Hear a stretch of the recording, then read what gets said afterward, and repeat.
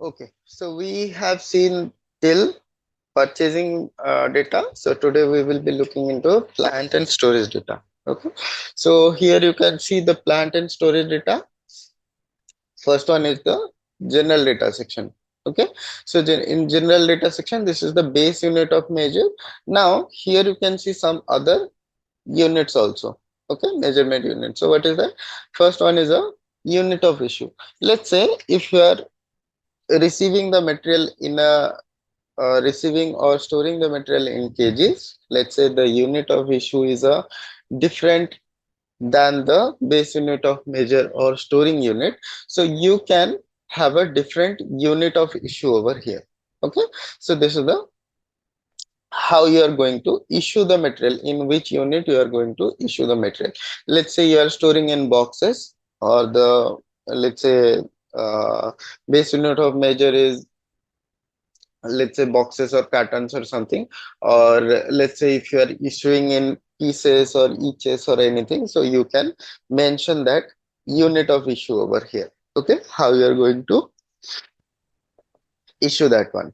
Next one is a storage bin. So basically these are these storage bin temperature conditions and picking area storage conditions, these are required for let's say if you are not using the WM model. Okay, if you are not using the WM model, still you want to have a storage conditions. Okay, so if you are having let's say if you want to track the material, or if you want to have a specific to storage condition, so you can maintain these fields. So storage bin, picking area, temperature conditions, storage conditions. Okay, so what is a storage bin? Bin is basically where you are keeping the products. Okay, storage bin, so you can say as a cartons, boxes or something.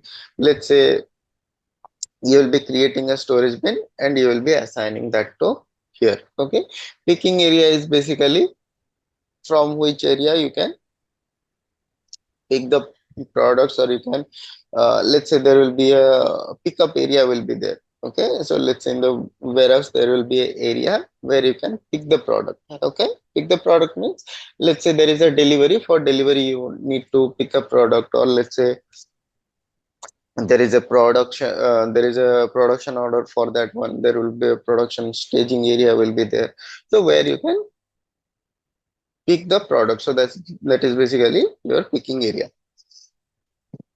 Now, next one is temperature condition. So let's say your material is a special kind of material which needs to be stored in a special temperature condition. Okay, in that case, what will happen? Sorry. Okay, that needs a special temperature condition. Let's say you are having medicines. So medicines, some medicines needs to be stored in a let's say a freezer kind of thing, or let's say there is a oil material is there. It needs to be kept in a isolated place. Sorry, not related to temperature, right? So temperature is basically, let's say some materials needs to be kept in the lower temperature area, let's say some cool area or some freezer area, like that. So you can create some temperature conditions, and you can mention that you can maintain that temperature, you can take that temperature condition. So here you can see temperature condition 1, temperature condition 2 is there, or let's say you can say 30-degree temperature, 40-degree temperature. You can mention some of the temperature conditions over here. Okay, as per that condition the material will be getting stored. Okay, okay, so now next one is your hazardous material number. Now we know, like, some materials are, like, some inflammable materials will be there, some hazardous material like chemicals will be there, inflammable materials will be there, or let's say some poisonous material will be there. If the material is like that one, so you have to create a hazardous material, and you have to assign that hazardous material number over here. Okay, so how you can create a hazardous material number? So we'll see that one. How we can create a hazardous material? So basically, you can create a hazardous material like we are creating this material master. Similarly, you can create a hazardous material also. Let's say for chemical, or let's say for some inflammable material, you can create a hazardous material, and you can put that number over here. Okay, let's say if it is a um, let's say chemical, or it's a, let's say, inflammable material, so that hazardous material number you can put it over here. Okay, now next one is this CC physical inventory indicator. So these are basically related to our physical inventory. Physical inventory is basically, that is a process to compare the physical stock with the system stock. Okay, let's say we are having a stock in the system. Let's say 1,000 pieces are showing in the system. When you go to the warehouse, you find that the, there is only 998 materials are there. Okay, let's say the two materials are damaged, or two materials are stolen, or any kind of things will be there. So you have to compare that in a physical inventory. So for that physical inventory, there are some indicators are there, how it will be, let's say, automatically system will find the, it will create a physical inventory document and all. So we will be looking into it while we are going to while we are looking into the physical inventory process. At that point of time, we will be looking into it. So basically, it is an automatic indicator for physical inventory. CC means cycle counting. Okay, cycle counting, it will come automatically. Okay, so now next one is, here you can see the same batch management. So already if you have selected, so it will come as a selected mode. Now next one is your shelf life data. So what is the shelf life data? Shelf life data means, let's say you have seen like every product, or whichever product you are having, that is having a expiry period. Okay, so expiry period is basically till how much time.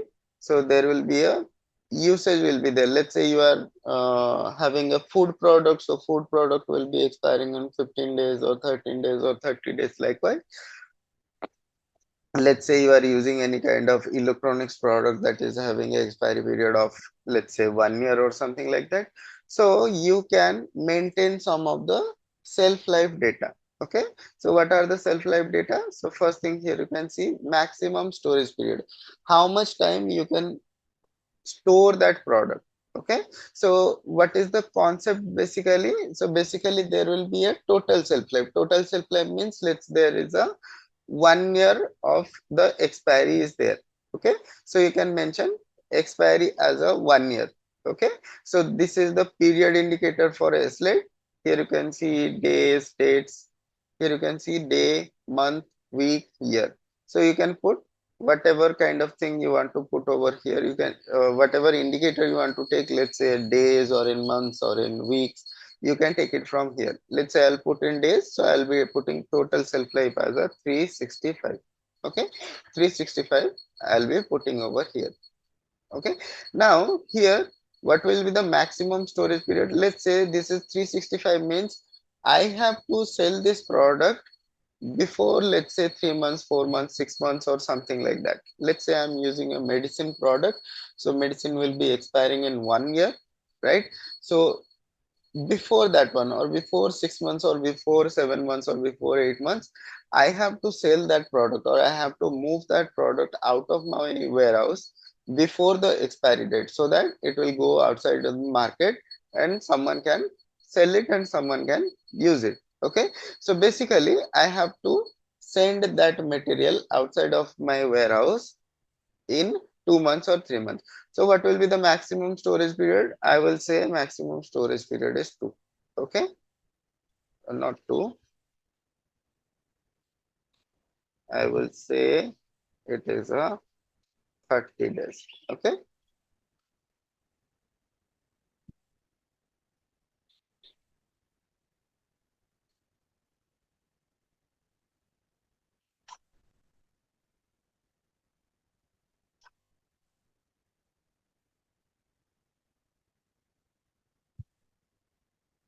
Okay. So now here I have mentioned total shelf life date is 365 days. Maximum storage period is 30 days. Okay. Now, once you are going to end, if you are having the self life data, then you need to enter the production date while you are doing the goods receipt. This is what it is mentioning in the information box. Here in the information you can see the date of production must be entered in the goods receipt. So while you are doing the goods receipt, you have to enter a production date so that it will calculate a SLate date. Okay. For the total shelf life 365 days, it will calculate from the manufacturing date. Whatever manufacturing date you are entering, it will take that one, and within 30 days it needs to send, or it needs to dispatch the items from the warehouse. Okay. Understand this thing? Yes, sir. Okay. So now here you can see there is a minimum shelf life date is there. There is a storage percentage is there. So basically, if we are storing the material for 30 days only, so it will show the storage percent, like how many days it has been already stored in the warehouse. It will show you. Okay. And the minimum shelf life data is remaining shelf life data is how much shelf life data is left, so it will show over here. Okay. So basically these are the indicators. Now this is all about our plant and storage location one data. Okay. So now next one is accounting data. So in the accounting, this is basically related to our FI section or financial accounting. Okay. Now here you can see first thing is valuation class. Okay. What is a valuation class? So valuation class is basically it is the first point of MM and FI integration. Okay. So what is a valuation class? So valuation class is basically it is a kind of, we can say, a GL account, or a we can say it is an account where we can post, or where we can have the material values posted. Okay. Let's say this is a raw material. For raw material I'll be creating evaluation classes, and let's say for semi finished material I'll be having another one valuation class. Let's say for finished material I'll be having another valuation class, so that whenever I create a finished material it will be saved to different account. When I create a when I post a semi-finished material, it will post a different account. When I post a finished material, it will have a different set of account. So now let's see how you can create a valuation class and what is the requirement of valuation classes. Okay.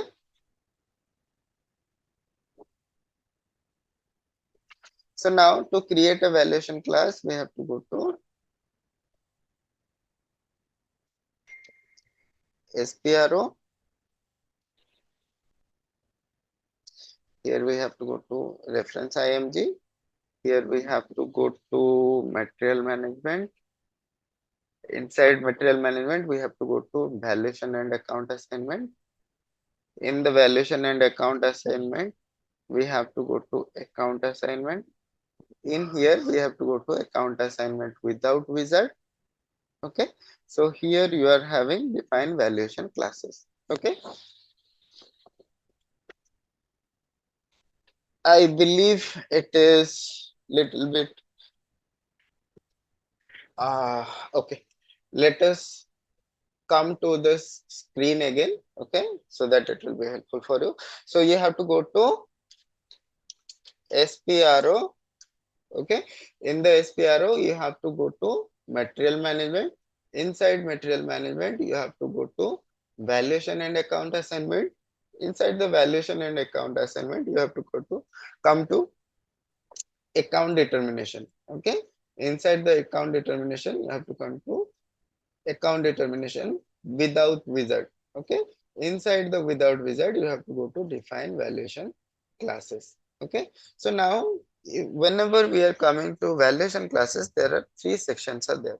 First section you can see there is a account category reference, so you have to create a account category reference. Now next one is valuation classes. Okay, so while you are creating a valuation class, you have to assign a account category reference over there. Okay, now last one is material type and account category reference. Now you have to assign a material type to a account category reference. So whenever you are creating a material master, you have to assign that valuation classes over there. Okay, now whenever we are going to post some goods receipt, that will be having a material, so material will be having a material type. Okay, so material type is assigned to the account category reference. So whenever there is a account category reference is linked to the material type, now account category reference will be linked to the valuation classes. So which valuation classes will be linked to the account category reference? It will be triggered in the, it will be triggered in the goods receipt process. So this is a account assignment concept. It is a very good concept. This is the starting point of it. So just try to understand this one. It will be very helpful for you, and this will be a key point of let's say MM and FI integration also. And mostly you will be getting this kind of question in the interview also. What is a valuation classes, how you can define, how you can configure a valuation class, or how you can configure a account category reference. So this is one point of configuring the account determination process. Okay, so now let us, I believe this is okay with you. You guys understand what is the valuation class and how it will be assigned and how it will be triggering. Little bit confusing. Don't worry about it. Once we are looking inside it, it will be clear. So able to get the point or able to get the concept, something little bit.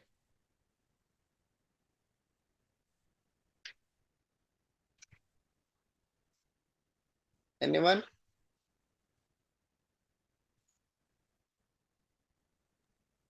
At Actually least? not able to totally understand. It is Mhm. actually a little bit confusing. Yes, I know. Okay. So first thing here you can see there is a valuation class field is there. So we need to assign a valuation class. Okay. So for this one we have to assign we have to create a valuation class. Okay. This is the first one. Second thing, whenever you are creating a goods receipt. So whenever you are receiving a goods. So this valuation class it should be triggered automatically. Okay, so if you are assigning this one, it will trigger automatically. So how that will trigger? So here we are having three sections. First is the account category reference. Let's go to here. So now here I'll be creating a new account category reference. So let's say I'll be creating ZP01. Okay,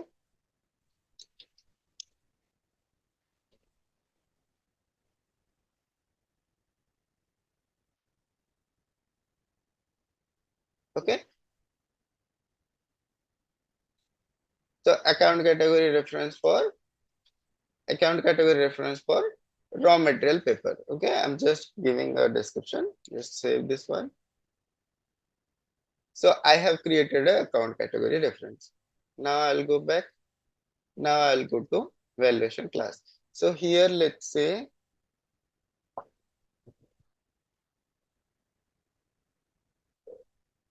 something is 9,000 there. Okay.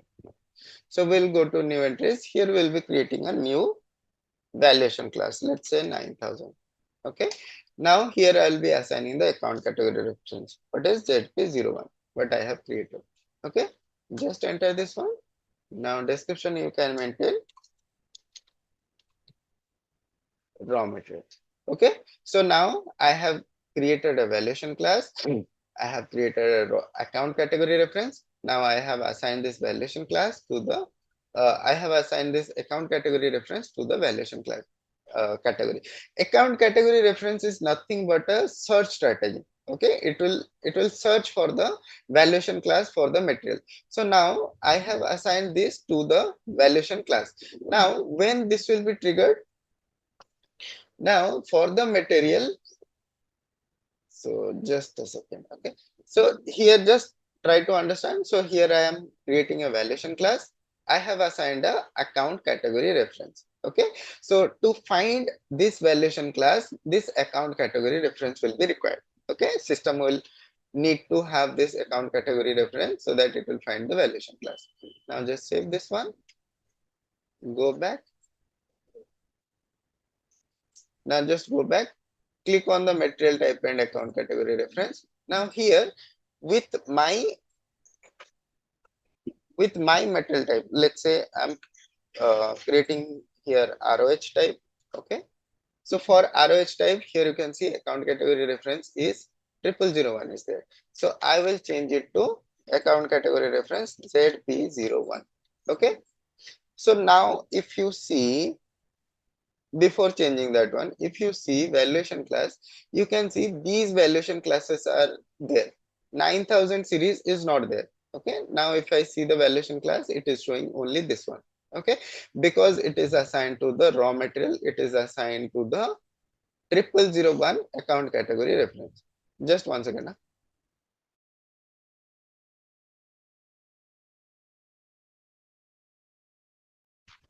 So now it is showing the valuation classes as per the 0001 account category reference. So now if you go to here 0001, here you can see 0001 is there. Okay. For 0001 YROH is there. For 0001 ZRAC is ZSEK is there. For 0001 ZRAH is there. So now if you go back, I'm not saving this one. So you can see those kind of account category reference. Where is that? For 0001, you can see valuation class 0710 is there, 0720 is there. Here you can see 192R is there. Here you can see 3000 is there. Here you can see 3001 is there. So same thing is reflecting over here. You can see 710, 720, 192R and 3000, 3001, 3002, 3003. These kind of things are coming. Okay. Why this is coming? Why this is fetching? Because of this account category reference and the material type. Okay. Now here I will go to material type and account category reference. I will go to the position of ROH, and for the ROH I will be putting here ZP01. Okay. Now I will save this one. Now go here, close this one.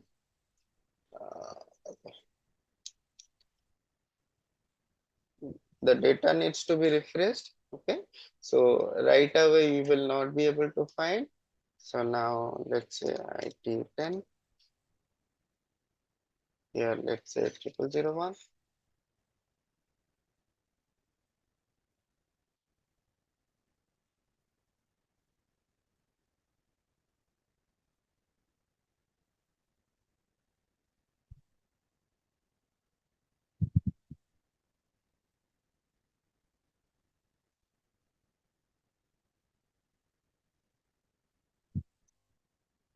Okay. So now you can see by default 9000 is coming, right?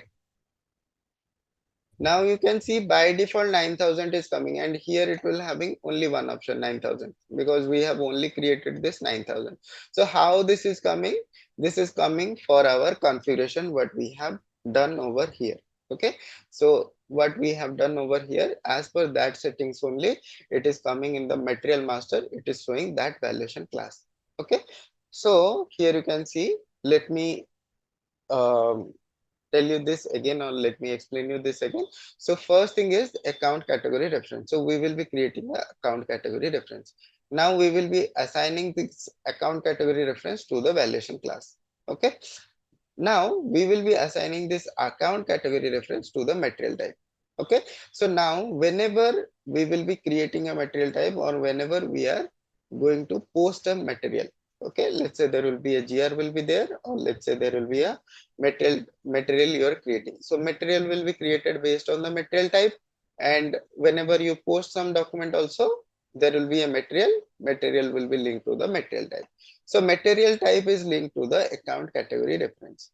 So whenever you enter a material number, it will fetch the material type. Material type will search for the account category reference, Now, account category reference will search for the valuation classes, which valuation classes have been assigned to it. So it will find that valuation class and it will directly fetch that valuation class directly over here.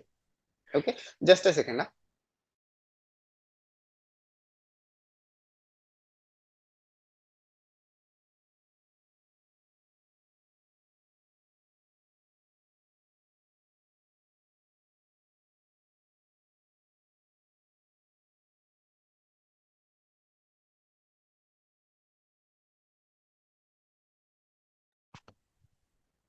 So able to understand this valuation class?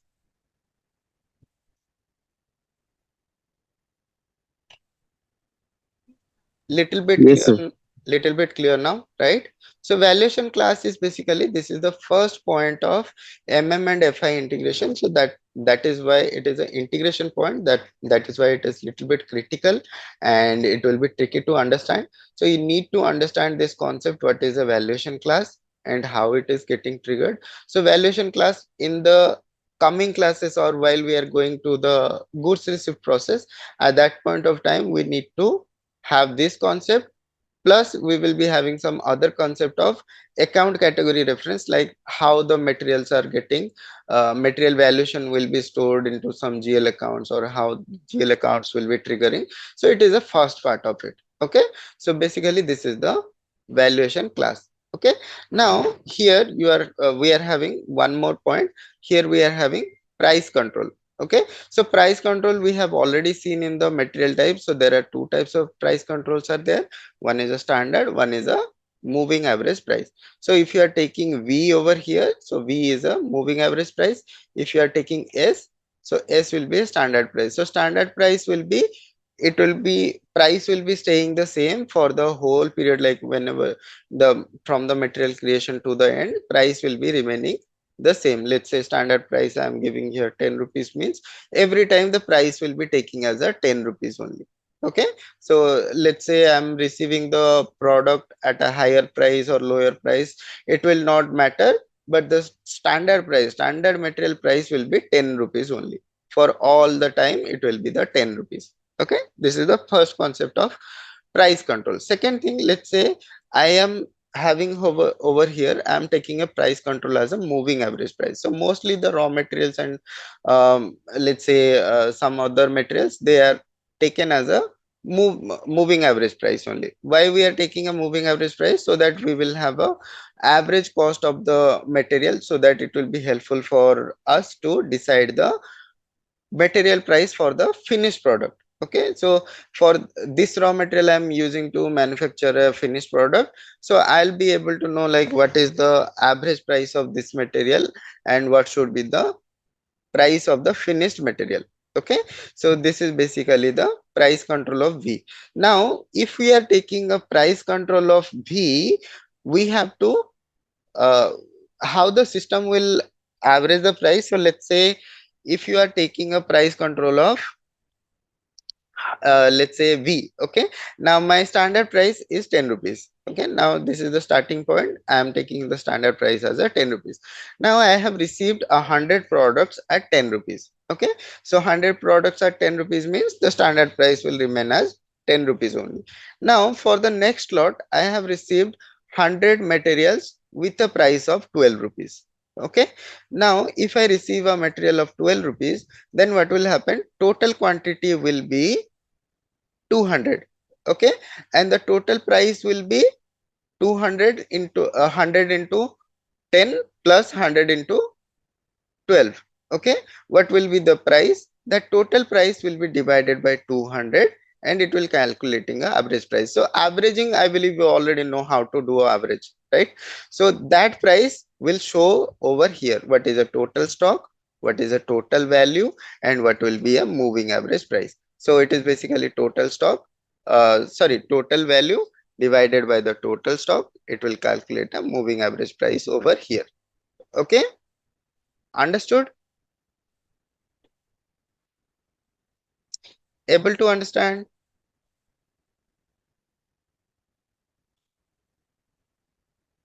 Yes, sir. Okay, Sir, so what is moving price here? moving price is basically the price which you are let's say you are receiving the product. After you are receiving the product, there will be a total stock will be there, there will be a total value will be there. When you divide the total value with the total stock, average price will come, that will called as a moving price. So that moving price will be mentioned over here, so it will be calculated by the system. Okay. Okay, sir.